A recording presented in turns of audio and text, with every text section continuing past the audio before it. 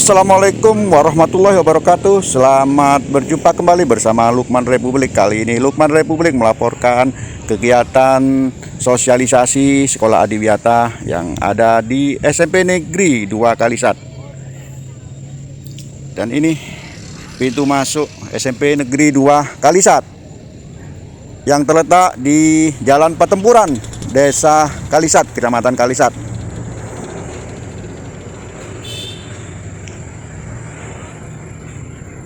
Ini ruang parkir halaman sekolah SMP Negeri 2 Kalisat yang cukup luas sekali. Dan ini ruang satpam, ruang security.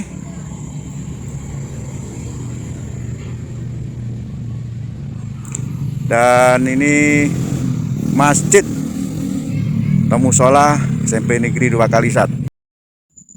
Sebentar lagi rombongan Sekretaris Dinas Lingkungan Hidup Dr. Andes Sutarman MSI bersama Kabid Tata Lingkungan Dinas Lingkungan Hidup Ahmad Fauzi Esos MSI hadir. Saudara-saudaraku yang ingin tahu apa itu Sekolah Adiwiyata dan bagaimana syarat-syarat menjadi Sekolah Adiwiyata, simak terus video Lukman Republik dan simak penjelasan sosialisasi tim Adiwiyata Dinas Lingkungan Hidup berikut ini. Ya, kita masuk ke dalam ruang sekolah. Ini ruangan kepala sekolah SMP Negeri 2 Kalisat yang dipimpin oleh Bapak Dr. Andes Haji Sukaryadi MPD.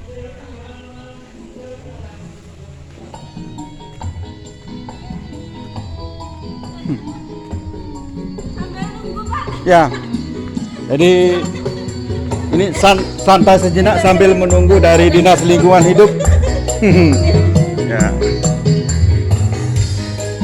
Selamat datang tim Adiwiyata Kabupaten Jember, pembinaan GPB-LHS, Gerakan Peduli dan Berbudaya Lingkungan Hidup di sekolah, menuju Sekolah Adiwiyata SMP Negeri 2 Kalisat. Kalau menurut Bapak setelah dilihat keseluruhan ini siap, insya Allah kami siap.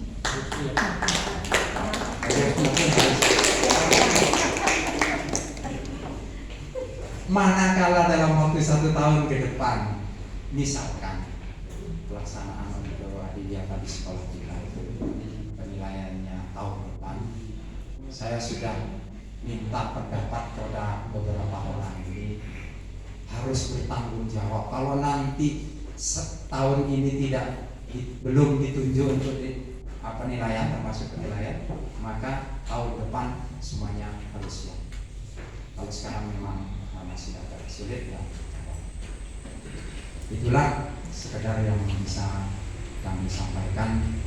Tetapi dengan kehadiran ini sudah cukup membanggakan dan merupakan kehormatan bagi kami, sehingga seolah-olah kami merasa, bukan seolah, kami merasa diperhatikan.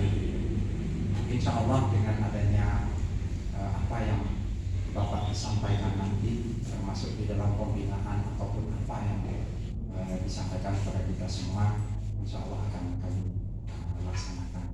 Karena terus terang di antara kami ini tidak ada yang ahli, mungkin hanya tahu bisa, tetapi bukan ahlinya. Dalam artian kalau lingkungan yang seperti ini ditanami apa, itu insya Allah kami akan berusaha.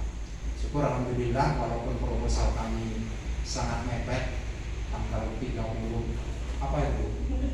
Oktober sudah ditutup tanggal. Alhamdulillah kita kirim ke DRH. Nah, ternyata ya itu kita juga termasuk yang beruntung dapat bibit gratis, Pak. Ya. Rasa beli. Oleh karena itu siapa yang akan ambil? Oh saya pak. Kayaknya berapa orang itu yang mau bebas? Kemana? Ke Panti ya? Karangpre.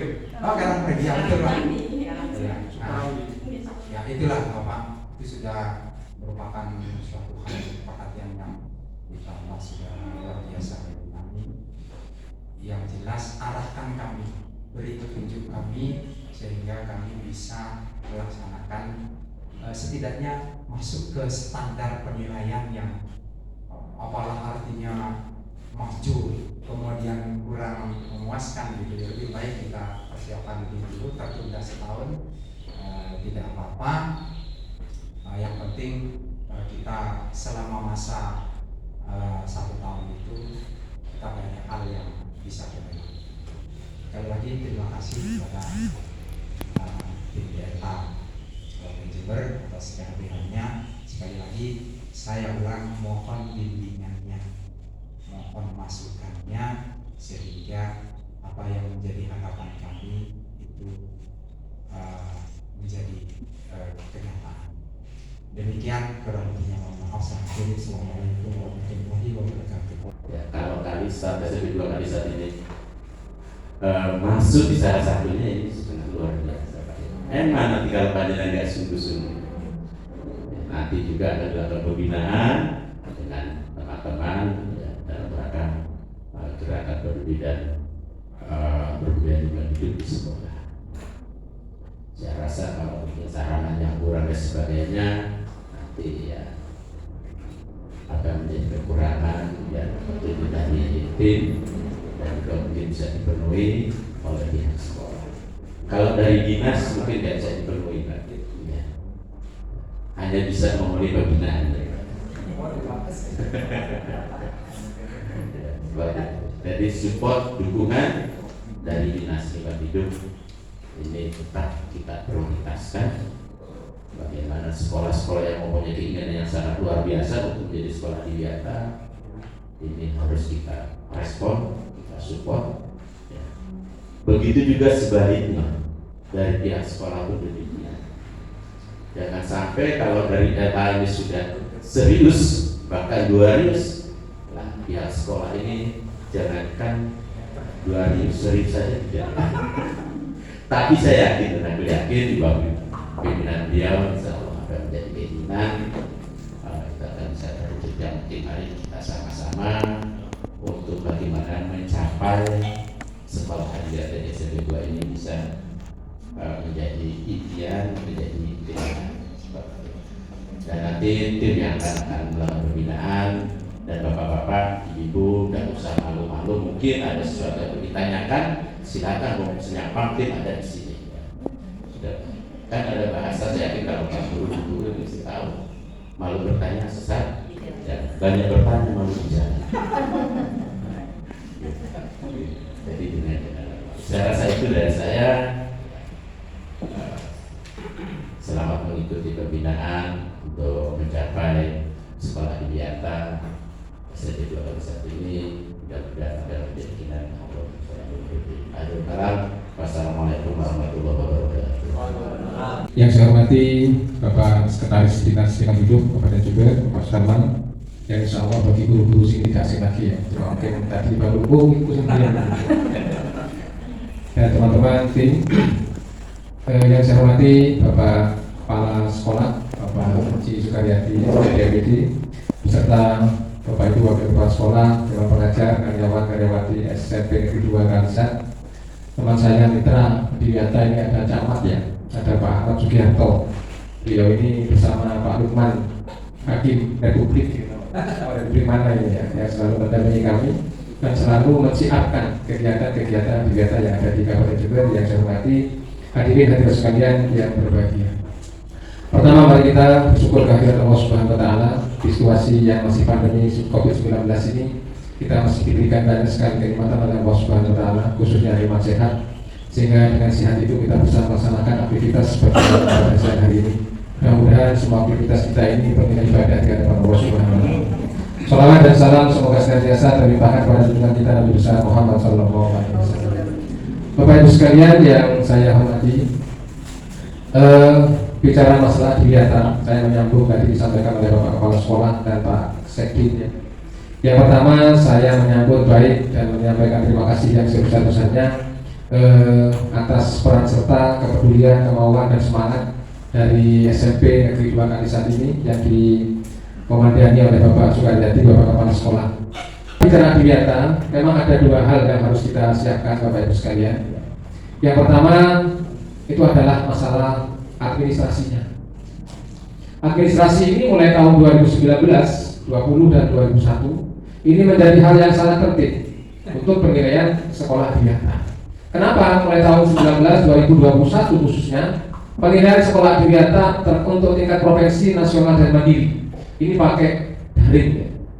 Verifikasi verbal pun ini juga pakai daring, pakai video, kemudian ada wawancara dari tim Adiwiyata sekolah dengan tim penilainya. Namun insya Allah untuk tahun 2022 ini kita sepakat untuk Adiwiyata, untuk penilaian Adiwiyata mulai SMP dan mulai tingkat kabupaten dan provinsi ini kita laksanakan insya Allah melalui luring. Jadi kita bertemu secara langsung karena insya Allah COVID sudah mereda dan mudah-mudahan apa yang dikhawatirkan oleh para pengamat, oleh pemerintah kita tidak terjadi adanya ledakan yang ketiga di COVID-19 karena adanya Omikron ini.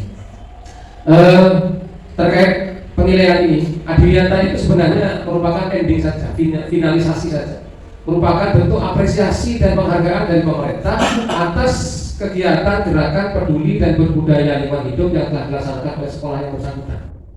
Jadi kalau kita bicara Adiwiyata, tidak bisa serta-merta bicara Adiwiyata tanpa kita bicara gerakan BBLHS. Kenapa? Karena Adiwiyata itu tidak bisa lepas dan semua kriteria penilaian Adiwiyata itu harus dilaksanakan terlebih dahulu yang dinamakan dengan BBLHS tadi.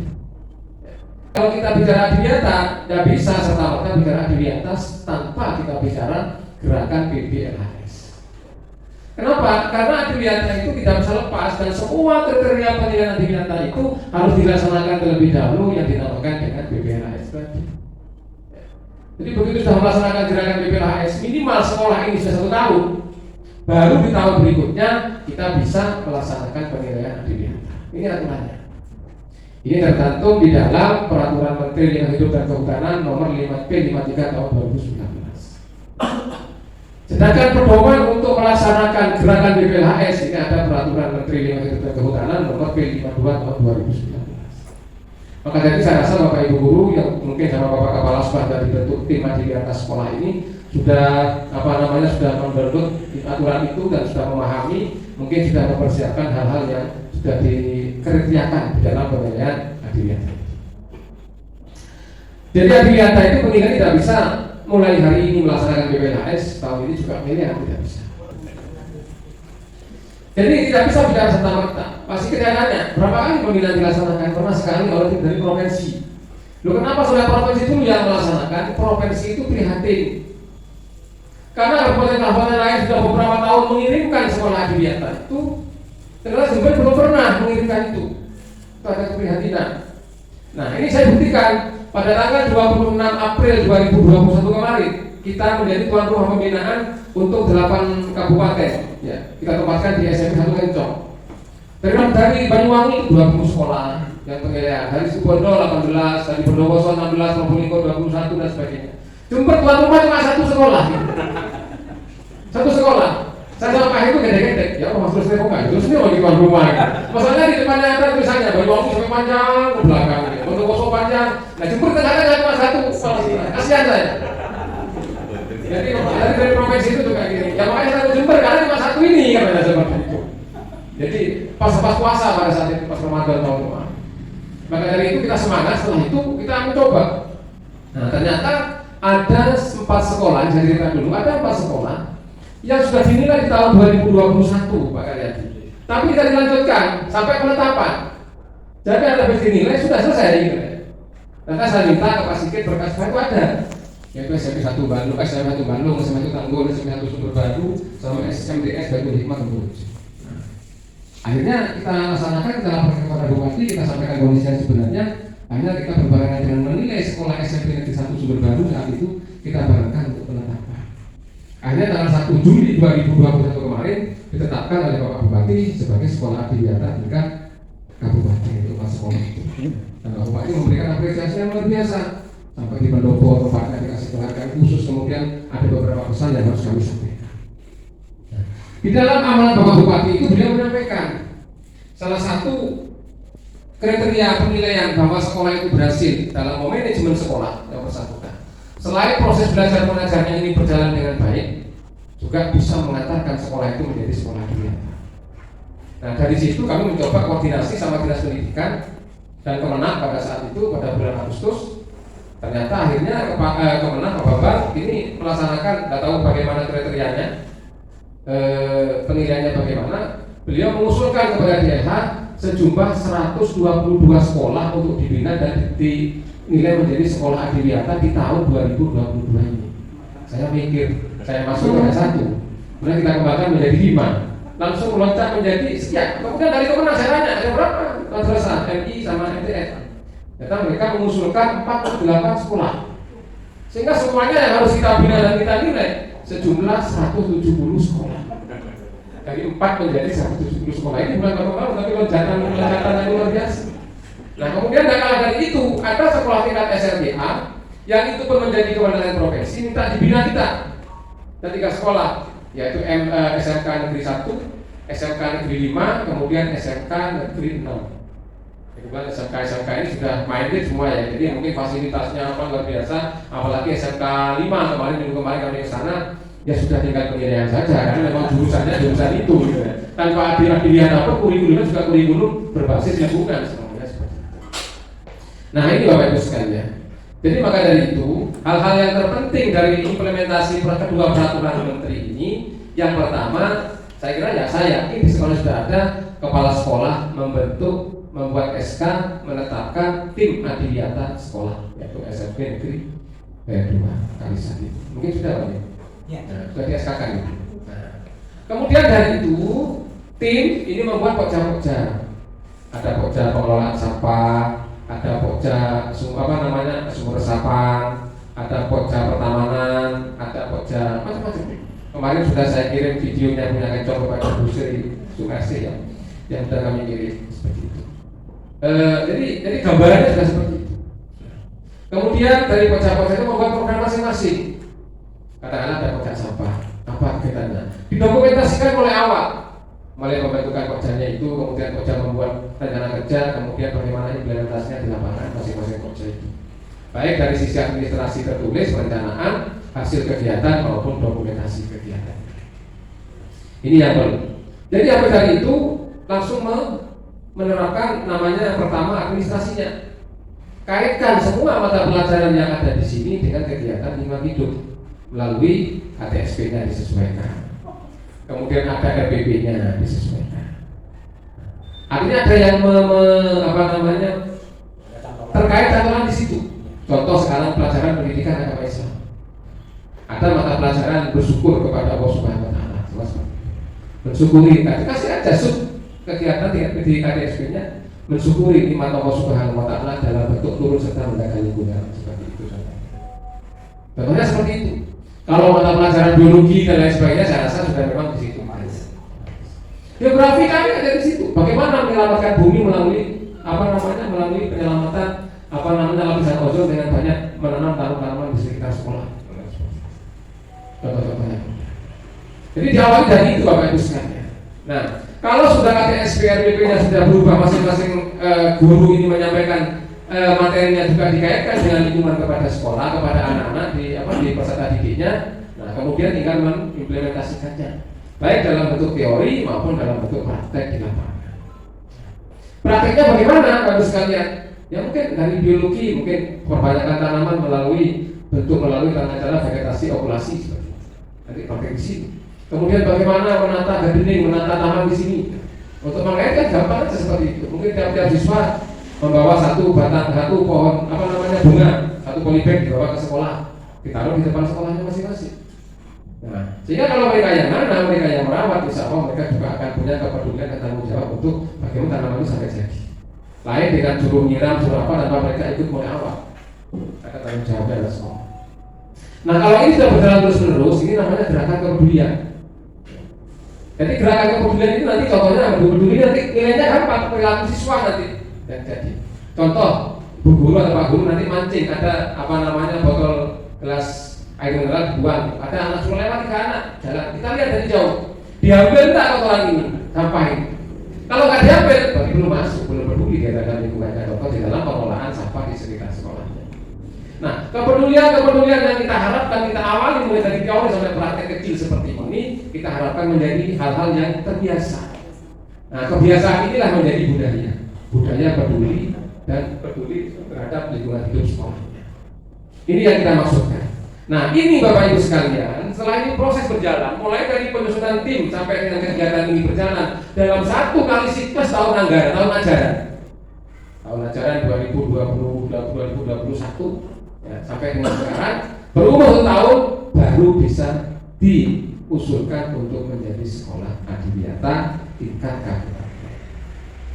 Kalau SLTA karena langsung meloncat ke provinsi, tidak ada wilayah kabupaten, gerakan BPLAS-nya ini harus berjalan 2 tahun sebelumnya. Nah, seperti itu. Saya kira ini sudah dijalankan oleh Bapak Ibu guru semuanya. Saya yakin, aku yakin. Hanya mungkin belum diformalkan dalam bentuk kegiatan-kegiatan yang memang legal seperti KTSP-nya, RBP-nya, kemudian bagaimana tim-tim yang dibentuk pencapaiannya ini. Saya kira seperti itu dari lihat sekolah yang ada. Mungkin sekilas sekolah dari segi kebersihan dari pengolahan sampah ini sudah luar biasa. Mungkin campuran sedikit-sedikit mengenai tanaman perbu di depan sekolah, kurang tanaman dan lain sebagainya. Itu bisa kita siasati, bisa kita kembangkan, apalagi sekarang masih musim penghujan. Masih ada bibit kita ngambil di Karangpring. Nah, itu bisa kita manfaatkan juga dalam menuju sekolah adiwiyata yang kita harapkan bersama. Kemudian bagaimana penilaiannya nanti adiwiyata begitu mengusulkan? Sebenarnya Bapak Ibu sekalian, semua kegiatan adiwiyata ini bersifat mandiri sekolah. Artinya kalau katanya Mas Menteri yang baru sekarang ini katanya Merdeka Belajar, kan gitu, Merdeka Belajar. Semua dari sekolah. Bahkan yang menilai layak apa tidaknya sekolah saya ini dinilai sekolah adiwiyata, panjenengan sendiri. Yang membuat kriteria itu ada di lampiran 2 Peraturan Menteri Edukasi dan Kehutanan nomor P53 tahun 2019. Ada kriteria sama dengan lokasi nilai sendiri di situ. Tugas kami selaku tim adiwiyata kabupaten hanya melaksanakan verifikasi lapangan. Sesuai nggak nilai yang dibuat oleh sekolah ini, sesuai nggak kondisi di lapangan, baik dari sisi administrasi maupun sisi fisik di lapangan. Cuma itu saja. Nah, kalau sampai melaksanakan EDS namanya, evaluasi diri sekolah, sudah mencapai angka 70 atau lebih, ini berarti sudah bisa ditetapkan sebagai sekolah adiwiyata tingkat kabupaten. Kalau adiwiyata tingkat provinsi nilainya minimal 80, adiwiyata nasional minimal 90, adiwiyata mandiri 95 ke atas. Alhamdulillah kemarin teman kita di bulan November kemarin kencok ditetapkan oleh kedua menteri ditandatangani sudah ditetapkan sebagai sekolah adiwiyata mandiri sampai puncaknya, dan katanya mau bertekad mau sekolah adiwiyata ASEAN dan terus. Insya Allah ini Bapak Bupati berkenan minggu depan akan kencok sekaligus menyerahkan trofi sama dia. Saya ini MRCM juga masih menunggu petunjuk dari Ajudan antara kencok atau di Pendopo mau dipanggil apa. Tapi beliau waktu sudah siap untuk ketemu sama seluruh sivitas akademik yang mengelola kegiatan itu di SMP. Jadi itu Bapak Ibu sekalian. Jadi dari panjenengan semua. Jadi bukan ada hal yang baru. Penilaian mulai dari tingkat kabupaten sampai dengan tingkat mandiri itu sama kriterianya itu. Hanya berbasis nilainya saja ada peningkatan dari 70, 80, 90, 95. Itu saja. Jadi tidak ada hal yang baru dan sebagainya. Kemudian Pak program kerja ini dibuat bagaimana? Ada 2 program kerja yang dibuat oleh Pokja yang dikomandani oleh tim adiwiyata sekolah. Program kerja tahunan dibuat. Bagaimana kita membuat taman sekolah, membuat pengelolaan sampah sekolah dan lain sebagainya. Kemudian ada program kerja 4 tahun sekali. Karena nanti seandainya tahun 2022 ini sekolah SMP Negeri 2 Kalisat ditetapkan oleh Bupati sebagai sekolah adiwiyata kabupaten, umurnya piagam itu hanya 4 tahun. Kalau panjenengan itu masuk ke provinsi bisa. Tapi kalau masuk ke provinsi 5 tahun lagi tidak berlaku, harus dinilai lagi kabupaten lagi mulai mulai awal. Ini aturan yang ada. Jadi seperti itu sifatnya. Jadi Bapak Ibu sekalian harus punya program. Saya berkeyakinan sekali lagi Bapak Ibu sekalian dengan semangat Bapak Kepala Sekolah dan teman-teman guru semuanya dan karyawan-karyawati di sekolah ini, saya rasa tinggal bagaimana hal-hal yang panjenengan buat di tahun-tahun sebelumnya. Tadi disampaikan oleh Pak Kepala Sekolah para menteri pembinaan, diformalkan, dibuat tim itu saat mulai panjenengan mendapatkan pembinaan itu. Saat seperti itu. Kenapa? Karena sudah ada. Tapi kalau memang panjenengan mau benar-benar seperti itu, benar-benar mau melaksanakan Adiwiyata sesuai dengan mempunyai nilai kualitas yang begitu luar biasa, ya monggo panjenengan menyesuaikan dengan kondisi yang ada di sekolah ini dengan sebaik-baiknya. Saya rasa sementara ini yang bisa saya sampaikan, nanti akan yang ditunjuk oleh Pak Kepala Sekolah menjadi tim Adiwiyata, nanti bisa ketemu sama Bu Bibit, sama Bu Menteri, dan sama Camat untuk mendapatkan pembinaan khusus terkait administrasinya, hal-hal apa yang memang segera. Karena apa? Insya Allah di akhir Februari atau di awal Maret 2022 ini kami sudah akan meluncurkan surat kepada sekolah ini untuk yang akan memohon penilaian Adiwiyata di tahun 2022 ini. Insya Allah penilaiannya akan kita laksanakan pada bulan Juni atau Juli 2022 ini untuk Adiwiyata tingkat kabupaten. Ya. Kami menyesuaikan jadwal dan penyerahan piagam di Pendopo insya Allah sekitar bulan Oktober 2020. Saya kira SMK 2 ini sudah cukup layak dan bagus menurut saya. Juga tadi saya ngomong sama Pak Kepala Sekolah karena beliau purna setahun lagi nanti akan mengganti sekolah ini sekolah Adiwiyata tingkat kabupaten. Saya berharap seperti itu. Jadi Pak Kepala Sekolah nanti purna dari sini juga sebagai predikat sekolah Adiwiyata tahun 2022. Saya rasa itu yang bisa kami sampaikan pada kesempatan yang berbahagia ini. Nanti akan dilanjut oleh teman-teman yang lain, monggo konsultasi secara khusus. Nanti kita akan keliling-keliling kondisi sekolah, apa yang telah dicapai dan mungkin apa yang perlu ditingkatkan. Nanti akan kita diskusi sharing bersama di lapangan. Untuk administrasi, mungkin bapak-bapak atau ibu-ibu yang ditunjuk oleh Pak Kepala Sekolah kita lagi bisa ketemu dengan tim kami untuk saling sharing. Saya kira ini yang bisa kami sampaikan terkait PPLAS dan Adiwiyata. Mudah-mudahan memberikan manfaat dan semangat terus untuk keluarga besar SMP Negeri 2 Kalisat ini untuk bagaimana mengantarkan sekolah yang kita cintai ini menjadi sekolah Adiwiyata di tahun 2022 ini. Sekian dari saya, kalau lebihnya mohon maaf. Assalamualaikum warahmatullahi wabarakatuh.